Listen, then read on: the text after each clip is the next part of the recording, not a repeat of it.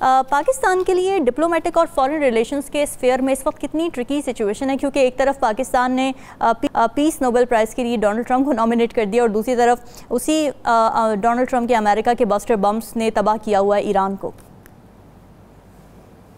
बिस्मिल्लाहिर्रहमानिर्रहीम। देखें, पाकिस्तान ने अपने मशरिक में देखते हुए डोनाल्ड ट्रंप को नोबेल पीस प्राइज़ के लिए रिकमेंड किया।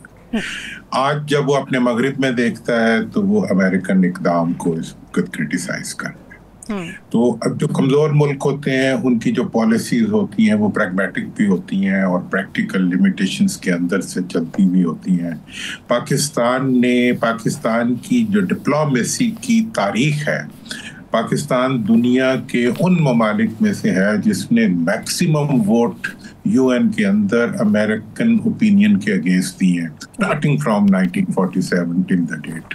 अलजायर से दुनिया के किसी मुल्क में, चाइना, जहां पाकिस्तान ने डिप्लोमेसी के अंदर बड़े बड़े नए इनिशिएटिव्स लिए हैं, चाइना और अमेरिका को आपस में मिलाना। और अभी आप देखें, ये जो इंडिया ने जब पाकिस्तान पे अटैक किया था तो पाकिस्तान की अफवाज ने और पाकिस्तान के अवाम ने, मैं इन दोनों को इसका क्रेडिट देता हूँ कि उन्होंने कितना फाइन बैलेंस मेंटेन किया अपनी परफॉर्मेंस का और अपनी यूनिटी का और एट द सेम टाइम अपनी डिप्लोमेसी का भी। उसके बाद उन्होंने एक अच्छी हैसियत हासिल की। तो मैं समझता हूँ कि आज जो अमेरिकी जो एक हमाकत है और एक पुरहमाकत इकदाम जो अमेरिका ने उठाया है, उसकी डीलिंग के अंदर पाकिस्तान के फॉरेन ऑफिस ने एक लम्हे की ताकीद नहीं की। उन्होंने अपना मौक़िफ़ बिल्कुल वाज़े और स्ट्रेट दिया है इस सारे इश्यू के ऊपर। बल्कि ये मैं आपको बता दूं कि ये पूरी की पूरी मुस्लिम वर्ल्ड की इस वक्त लिमिटेशन भी है कि अगर कोई भी हुक्मरान अपने ज़ाती किसी मफाद की वजह से अगर इस मौके पे अपनी हकीकत का साथ नहीं देगा तो उसके अवाम का और उसके इलाके का बहुत बड़ा कहर उसके ऊपर आएगा। तो लिहाजा हमने इस वक्त भी एक फाइन बैलेंस मेंटेन किया। और मैं एक बात और इस वक्त ज़रूर कहना चाहूँगा कि दुनिया की तारीख में एक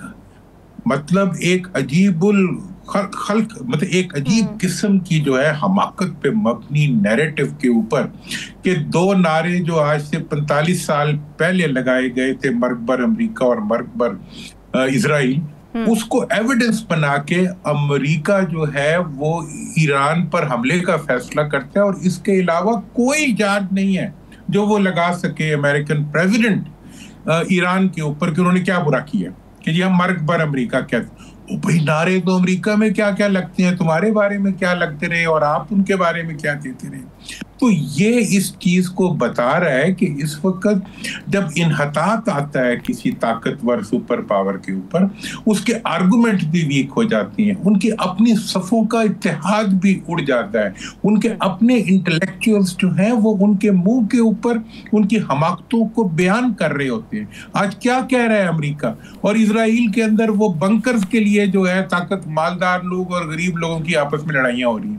तो अब ये जो सारी सिचुएशन आज बनी हुई है वो दुनिया को ये बता रही है कि दुनिया में सरमायादारों की जो एक हुक्मरानी थी और पैसे के लिए, पैसे को जो हुक्मरानी का हक दे दिया गया था, पैसे को जो दौलत को जो जुल्म का हक दे दिया गया था, शायद अब उसका मयाद जो है वो अपने खात्मे की तरफ बढ़ रही है। और उसके जो मुतवल्ली हैं या उसके जो ओनर्स हैं वो अब अपने आर्गुमेंट्स को, अपने इक़दामात को डिफेंड नहीं कर पा रहे अपने सामने भी और अपनी कौम के सामने।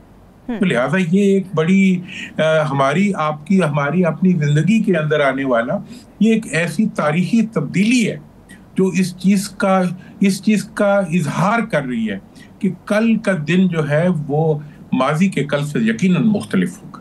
ठीक है, लेकिन दुरानी साहब, पाकिस्तान के लिए कितना मुश्किल है, वही मैं बात दोबारा आपसे इसलिए कर रही हूँ क्योंकि हमें नज़र तो आ रहा है, हमें पता है कि हमें मॉरली किसको सपोर्ट करना है, लेकिन ज़ाहिर एक प्रैग्मेटिज्म की आपने बात की। अब प्रैग्मेटिक अप्रोच के साथ तो फिर मुस्लिम ममालिक भी हमें इकट्ठे नज़र नहीं आ रहे क्योंकि उनके भी अपने अपने मफादात हैं। तो फिर ये आइडियोलॉजी अब कहीं साइड पर चली गई है कि तमाम मुस्लिम ममालिक इकट्ठे हैं, एक पेज पर हैं, पैन इस्लामिस्ट आइडियोलॉजी क्या अब दूसरी तरफ जा चुकी है, ख़त्म हो चुकी है? देखिए, मैं तो इसके बारे में जी पिछले कोई 35-40 साल से जब से होश संभाली है एक ही बात कह रहा हूँ कि इस वक्त भी और उस वक्त भी इस वक्त पूरी मुस्लिम वर्ल्ड के अंदर एक डायकॉटमी पाई जाती है। एक तरफ अवाम है, मिडिल क्लासेस हैं, दूसरी तरफ अशराफिया है और इलेक्टेबल्स और फ्यूडल्स हैं। हमारा जो इलेक्टेबल है, हमारे हुक्मरान जो हैं, हमारी हुक्मरानी का हक रखने वाले जो हुक्मरान हैं मुस्लिम ममालिक के, उनके तमाम इंटरेस्ट इस वक्त वेस्ट के अंदर रेस्ट किए हुए, उनकी प्रॉपर्टीज बाहर हैं, उनके बच्चे बाहर हैं, उनके तमाम के तमाम फाइनेंशियल इंटरेस्ट जो हैं वो मगरिब की तरफ हैं और जो तारीख है वो मशरिक की तरफ जा रही है। बाब सदी अब मशरिक की शुरू हो चुकी है, जायदादें मगरिब में पड़ी हुई है।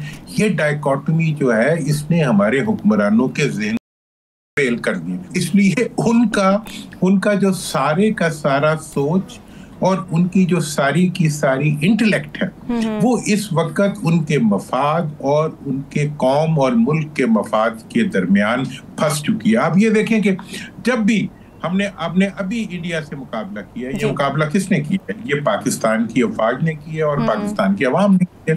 हमारे हुक्मरानों का दिल तो मगरिब में था, वो तो बहुत से प्रॉब्लम्स उनको नजर आ रहे थे अपने लिए, वो तो उसके दौरान ही अपने मुल्क से बाहर भाग जाने की कोशिश कर रहे थे।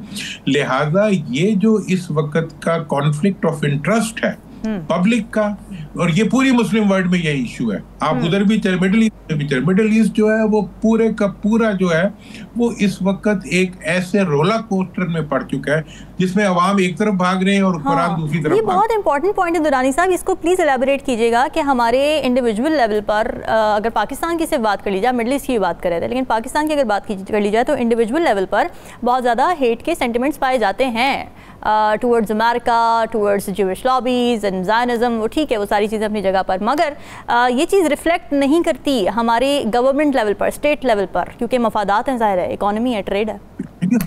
हमारे की पूरी असल में ट्रेड भी नहीं है, एक्सप्लॉयटेशन ऑफ ट्रेड है।